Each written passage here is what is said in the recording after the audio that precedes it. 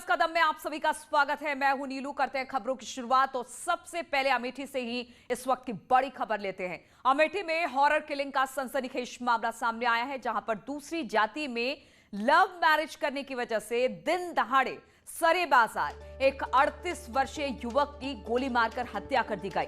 पूरा मामला अमेठी कोतवाली क्षेत्र के हथकिला चौराहे का बताया जा रहा है। वारदात को अंजाम उस वक्त दिया गया जब मृतक बाजार से अपने घर की ओर बाइक से जा रहा था।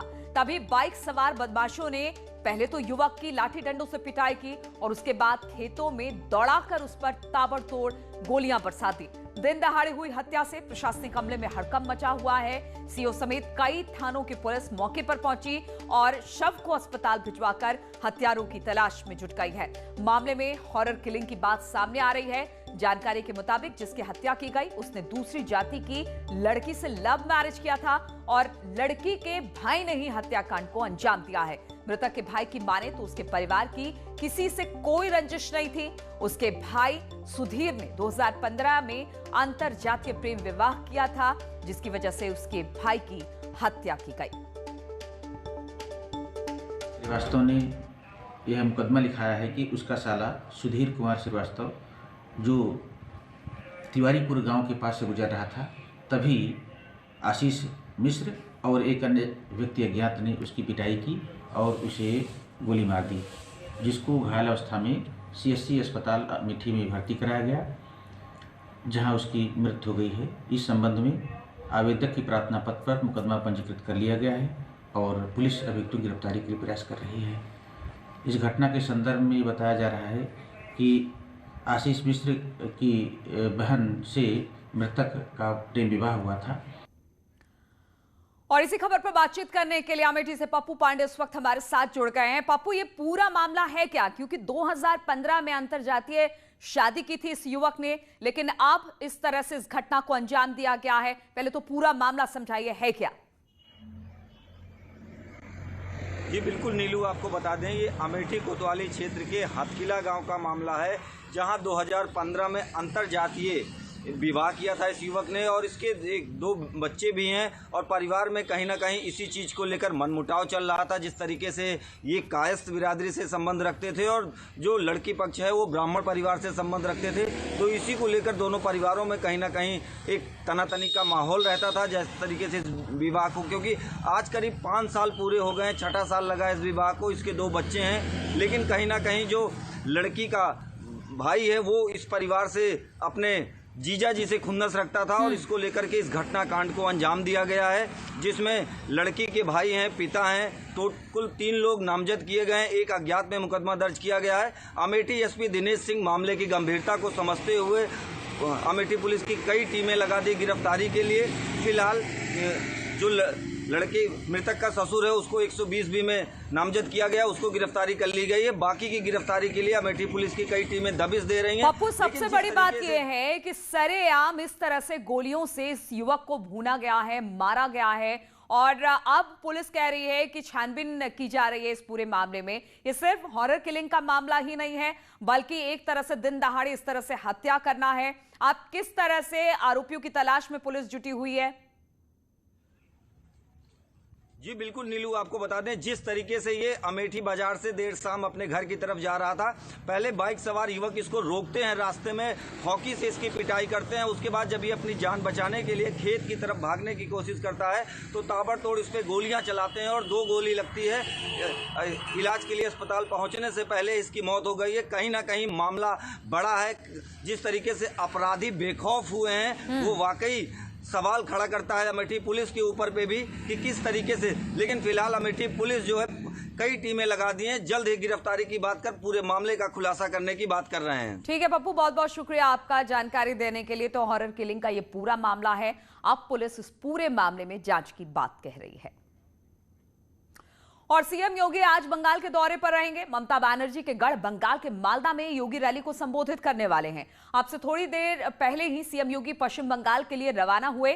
सीएम योगी 12:40 पर बागडोगरा एयरपोर्ट पहुंचेंगे, जहां से वो हेलीकॉप्टर से मालदा जाएंगे। सीएम योगी 2 बजे गैजौल कॉलेज के ग्राउंड में एक जनसभा को संबोधित करेंगे और ठीक इसके बाद सीएम योगी 3 बजे के आसपास कार से हेलीपैड के लिए रवाना होंगे। सीएम योगी शाम को 4:20 पर लखनऊ के लिए रवाना होंगे और शाम 6:20 पर लखनऊ पहुंच जाएंगे। तो ये आज दिन भर का योगी का कार्यक्रम है। पश्चिम बंगाल के दौरे पर है। बहुत जल्द यहां पर चुनाव होने हैं और ठीक उससे पहले सीएम योगी का पश्चिम बंगाल का ये दौरा, वहां पर जनसभा को संबोधित करेंगे, लोगों से मुलाकात करेंगे। और सबसे बड़ी बात यह है कि बीजेपी के स्टार प्रचारक रहे हैं पिछले कई चुनाव में, इनका करिश्मा भी देखने को मिला है। और ठीक बंगाल चुनाव से पहले सीएम योगी अब वहां पर पहुंच रहे हैं, वो भी मालदा में एक जनसभा को संबोधित करेंगे। तो हमने देखा कि किस तरह से चाहे वो हैदराबाद हो, एमपी हो, छत्तीसगढ़ हो, हर जगह योगी जी स्टार प्रचारक की भूमिका में रहे हैं। इसका फायदा भी वहां पर मिला है और बीजेपी खासतौर पर पश्चिम बंगाल को लेकर कोई कोर कसर नहीं छोड़ना चाहती है, क्योंकि बंगाल को जीतना ही बीजेपी का लक्ष्य है। और लगातार इसको लेकर तमाम बड़े नेता, क्या प्रधानमंत्री मोदी या फिर जेपी नड्डा या अमित शाह और अब सीएम योगी भी वहां पर पहुंचने वाले हैं। मालदा में एक जनसभा को आज संबोधित करेंगे और फिर आज ही शाम वापस लखनऊ के लिए भी लौट आएंगे। 1 बजे पहुंचेंगे बाग डोगरा एयरपोर्ट, फिर वहां से एक हेलीकॉप्टर के जरिए वो मालदा पहुंचेंगे और वहीं पर एक जनसभा को संबोधित करने वाले हैं सीएम योगी।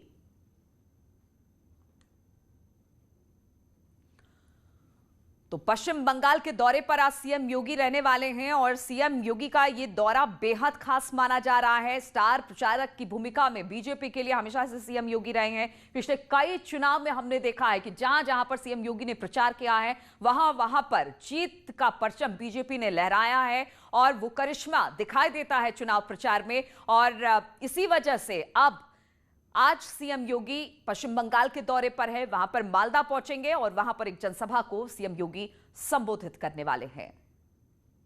और खबर जालौन से लेते हैं, जहां पर सब्जी मंडी में भीषण आग लग गई है। अज्ञात कारणों के चलते यह आग लगी। आग की चपेट में कई दुकानें जलकर राख हो गई हैं। दुकानों में रखा लाखों का सामान भी जलकर खाक हुआ है। दमकल की गाड़ियां फिलहाल तो मौके पर पहुंच गई हैं। आग पर काबू पा लिया गया है। बताया जा रहा है कि कुठौत थाना क्षेत्र के कस्बा कुठौत की घटना ये बताई जा रही है।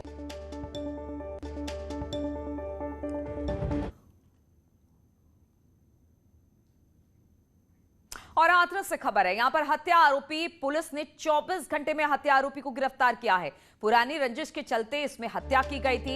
एक किसान की हत्या की गई थी। दबंगों ने गोली मारकर किस किसान की हत्या की। सीएम योगी ने फिलहाल तो इस पूरे मामले को ध्यान में रखते हुए सख्त कार्रवाई के आदेश दिए हैं। सीएम योगी ने रासुका लगाने के आदेश इस पूरे मामले में दिए हैं। तो पुरानी रंजिश का ये पूरा मामला है, लेकिन पुलिस ने समय रहते यानी कि 24 घंटे के भीतर हत्या आरोपी को पकड़ लिया है और अब सीएम योगी ने इस पर सख्त कार्रवाई के आदेश दिए हैं। उन्होंने कहा है कि इस पूरे मामले में जो हत्या आरोपी है उस पर रासुका लगाया जाए।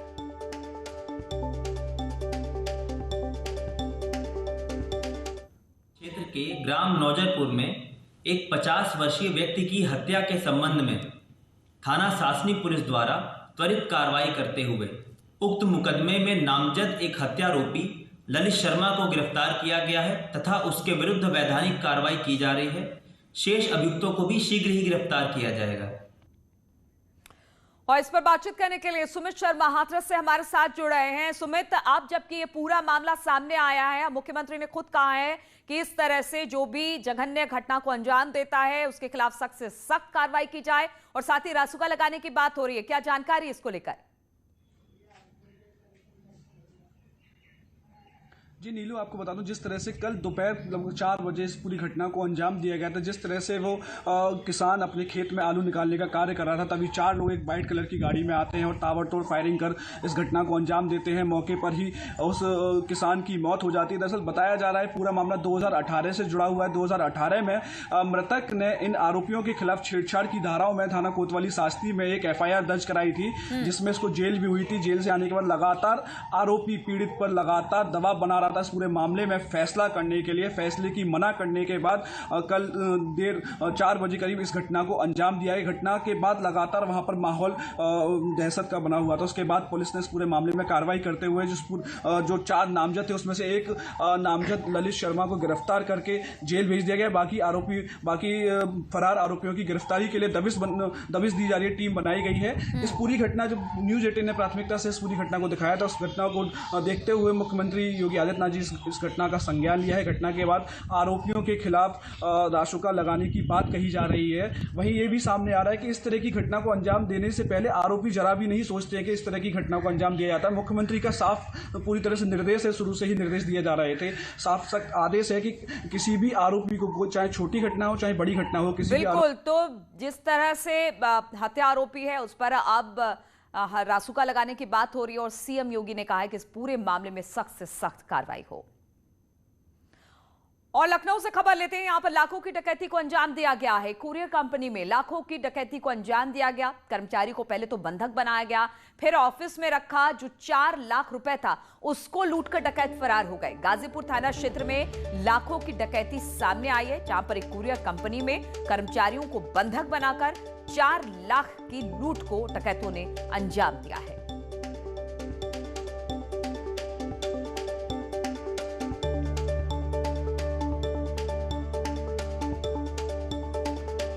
और हादसे की और एक खबर है जहां पर बदायूं से आ रही है, जहां पर फैजगंज बेहटा थाने के मुरादाबाद हाईवे पर एक ट्रैक्टर ट्रॉली और बाइक की टक्कर हो गई। हादसे में 3 युवकों की मौत हो गई है, जबकि एक घायल युवक को फिलहाल अस्पताल में इलाज के लिए भर्ती करा दिया गया है। सूचना पर पहुंची पुलिस ने शवों को पोस्टमार्टम के लिए भेज दिया है। बताया जा रहा है कि ट्रैक्टर ट्रॉली का पहिया टूट जाने से पीछे से आ रही बाइक अचानक ट्रैक्टर ट्रॉली में जाकर घुसी। सभी लोग युवक बिसौली कोतवाली क्षेत्र के लक्ष्मीपुर के रहने वाले बताए जा रहे हैं।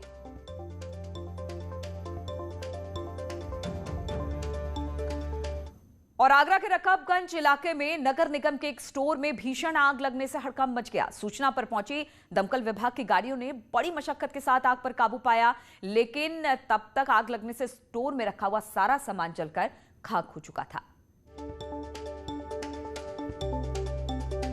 तो सिलेंडर फटने से यह आग लगी, तस्वीरें आप देख सकते हैं। हालांकि वहां पर दमकल विभाग की गाड़ियां पहुंची, लेकिन जब तक आग पर काबू पाया जाता तब तक जो दुकान में सामान था वो पूरी तरह से जलकर खाक हो गया।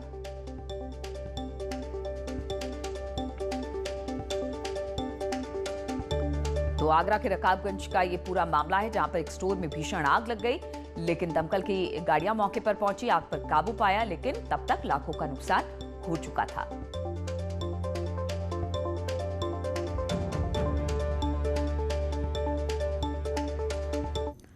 और कानपुर देहात के भोगनीपुर कोतवाली क्षेत्र में तेज रफ्तार ट्रॉला बेकाबू होकर पलट गया, जिसके चलते ट्रॉला में सवार 22 मजदूरों में से 6 की मौत हो गई है, जबकि 16 घायलों को इलाज के लिए अस्पताल में भर्ती करा दिया गया है, जिनमें से बताया जा रहा है कि 8 लोगों की हालत इस वक्त गंभीर बनी हुई है। मौके पर पहुंचे एसपी ने बताया कि सभी मजदूर हमीरपुर जिले के रहने वाले हैं, जो कोयले का काम करने के लिए इटावा जा रहे थे जब ये दुर्घटना घटी। और ब्रेक के बाद खबर मुजफ्फरनगर से है, जहां पर केंद्रीय मंत्री संजीव बालियान ने कहा है कि कृषि सुधार कानूनों को लेकर किसानों की जमीन हड़पने की विपक्ष जो अफवाह उड़ा रहा है उसमें कोई दम नहीं है, क्योंकि प्रधानमंत्री मोदी और सीएम योगी ईमानदारी की मिसाल हैं। वो उन नेताओं जैसे नहीं हैं जो अपने घर भरते हैं। बुढ़ाना में हुई पंचायत में संजीव बालियान ने कहा कि किसानों की जमीन पर जो भी बुरी नजर डालेगा उसकी आंख फोड़ दी जाएगी। किसान की जमीन हड़प ली जाएगी, मोदी जी के रखते, योगी जी के रखते, और अब हमारे नेताओं के तो आगे पीछे कोई औलाद भी नहीं है, किसे देके जाएंगे? तुम अपनी सोच के देखो, जो खा खा के थारे पेट भर गए। ना मोदी जी के आगे पीछे कोई और ना योगी जी के आगे पीछे कोई। ये दोनों गरीब परिवारों के उपज है जी। और किसान की जमीन की तरफ कोई आंख उठा के देख ले, उसकी आंख फोड़ देंगे जो किसान की जमीन की तरफ आंख खड़ा के देख लगा। और ग्रेटर नोएडा के बादलपुर के अच्छेजा गांव में मनचले युवक की चाकू से गोदकर हत्या कर दी गई।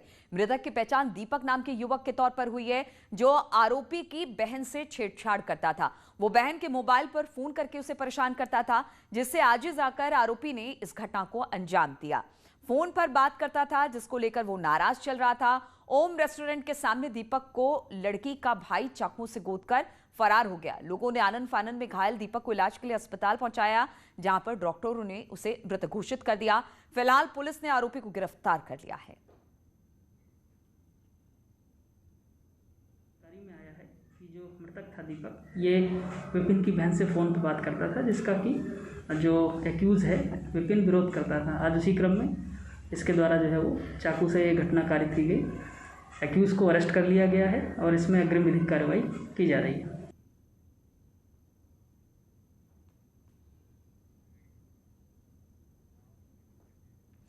और आज मेहरबान हुआ रब तो ये जाना कि कितना हसीन होता है पेट भर खाना। जी हां, आज के इस बढ़ती महंगाई के दौर में जहां पर काफी जद्दोजहद के बाद भी कई लोगों को एक वक्त का भरपेट भोजन नहीं नसीब होता, ऐसे में मेरठ के सबकी रसोई केवल 5 रुपए में लोगों को भरपेट भोजन करा रही है।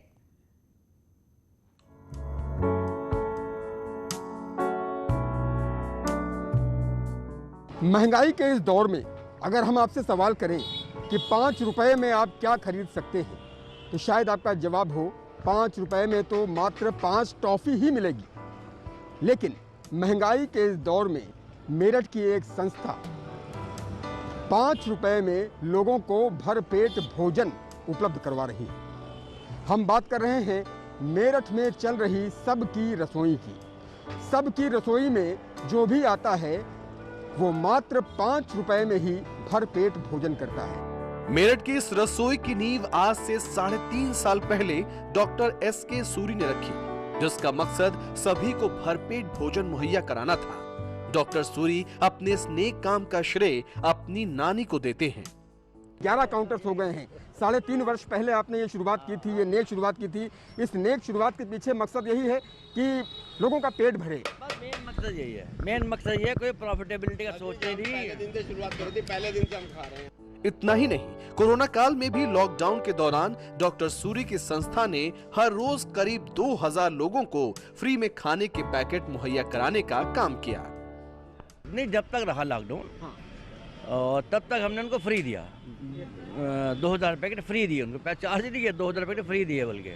हाँ, वो सब समाज के योगदान से हुए। इस रसोई में रिक्शे वाला, ऑटो वाला, मजदूर और स्टूडेंट समेत समाज के कई वर्गों के लोग दोपहर होते ही अपनी भूख मिटाने के लिए पहुंच जाते हैं। हाँ जी, खुशनसीब है, 5 रुपये में सही खाना, अच्छा खाना मिल रहा है।